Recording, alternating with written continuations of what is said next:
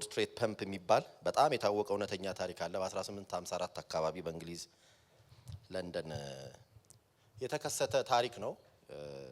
ታሪኩ የሚያወራው በኮሌራ በብዛት ሰዎች መሞት የጀመሩበት ታሪክ ነው።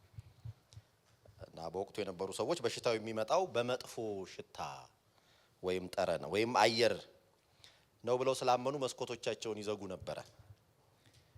እና ሽቶ ይረጫሉ፣ ቤታቸውን በጣም ያጸዳሉ፣ ግን መሞታቸው አይቆምም። እና በከፍተኛ ሁኔታ ሰዎች አለቁ።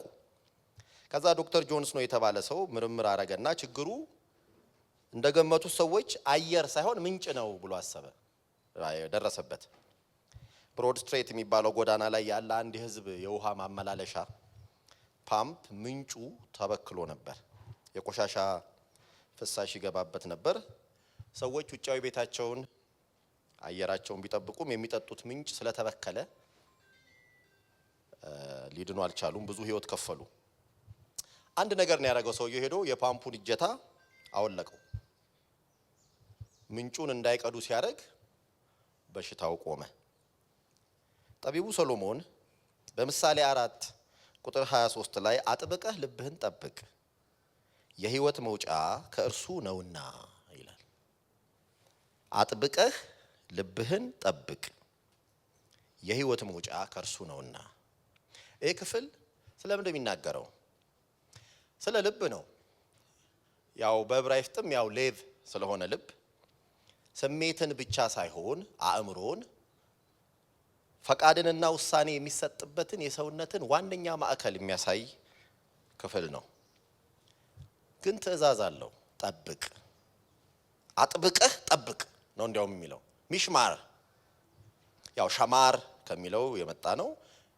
ትእዛዛዊ ስለሆነ ጠብቅ፣ አጥብቀህ ጠብቅ እና አጠባበቁ ትእዛዙ ወታደራዊ ነው የሚመስለው።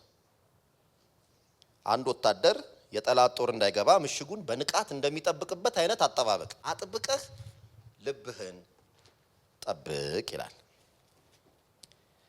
ለምንድን ነው የምጠብቀው ልቤን ይሆናል? ሶሎሞን እዚህ ጋር የሚነግረን የህይወት መውጫ ምንጭ ስለሆነ ነው ይላል።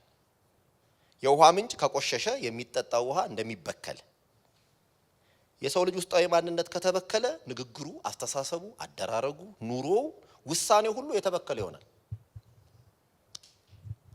ለምንድን ነው የሚሆነው ካልን ልብ ማዕከል ነው፣ ምንጭ ነው። ስፐርጀን እንዲያውም ምሽግ ነው ይለዋል። ሲታደል ጠላት ከተማዋን ለመያዝ መጀመሪያ የከተማይቱን ዋነኛ ተከላካይ ጦር የሰፈረበትን ምሽግ ለመያዝ እንደሚጥር ከያዘም ከተማይቱን እጅ እንደሚያሰጥ ልክ እንዲሁ ነው። ልባችሁ ከተያዘ አይኖቻችሁ ይያዛሉ፣ አስተሳሰባችሁ ይያዛል፣ እጆቻችሁና እግሮቻችሁ ሁለንተናችሁ ሁሉ የጠላት ምርኮኛ ይሆናል ማለት ነው። ስለዚህ ምሽጋችሁን በንቃት ጠብቁ። ምሽጉ ከተጠበቀ ሁለንተናችሁ ደህና ይሆናል የሚል ነው። ልብን መጠበቅ የክርስቲያን ህይወት ዘመን አይሽሬ እና ደግሞ በዘመኑ ሁሉ መቀጠል ያለበት ታላቁ ስራ ነው። ኮንሲስተንትሊ ፐርሲስተንትሊ እንደሚሉት ማለት ነው። በሁለቱም መንገድ በዘላቂነት ያለማቋረጥ። የልብ ንጽህና የልብም ጤንነት ከታወከ ሌላው መንፈሳዊ ተግባር ሁሉ እየተበከለ ይሄዳል፣ እየተበላሸ ይሄዳል። ልብን መጠበቅ ማለት በሁሉም ሁኔታዎች ውስጣዊ ማንነትህ ንጹህ ይሁን፣ ዝንባሌህ ንጹህ ይሁን ማለት ነው። ራስን ጠብቅ፣ ለእግዚአብሔር ክብር ህይወትን አዘጋጅ ማለቱ ነው። ይሄንን የሚመስል ይሄንንም የሚያጸና ታላቅ ትእዛዝ ጌታችን ኢየሱስ ተናግሯል። በልብ ሞልቶ ከተረፈው አፍ ይናገራል ይላል። አፍ በራሱ የፈጠረው የለም ማለቱ ነው። በአፍ የሚወጣው ከልብ ሞልቶ የተረፈ ነው። መልካም ሰው ከልቡ መልካም መዝገብ መልካም ነገርን ያወጣል። ክፉ ሰው ከልቡ ክፉ መዝገብ ክፉ ነገርን ያወጣል ይላል። በማቴዎስ ወንጌል ምዕራፍ 12 ቁጥር 34 እስከ 35 ነው ያለው። ልብ እንደሆነው ሰውየው የሚያው ነው። አጥብቀህ ልብህን ጠብቅ የህይወት መውጫ ከእርሱ ነውና።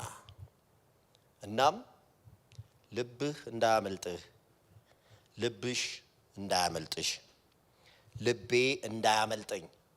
ልቡን የተዘረፈ ሰው የተረፈ ሀብት የለውም። ልብን መጠበቅ የእውነተኛ ደቀ መዝሙርነት ሕያው አኗኗር ነው። በዚህ ዲጂታልና የመረጃ ዘመን ልባችን ለብዙ ነገሮች የተጋለጡ ከሆነ የተረፈን ነገር አይኖርም። ተማርከናል ማለት ነው።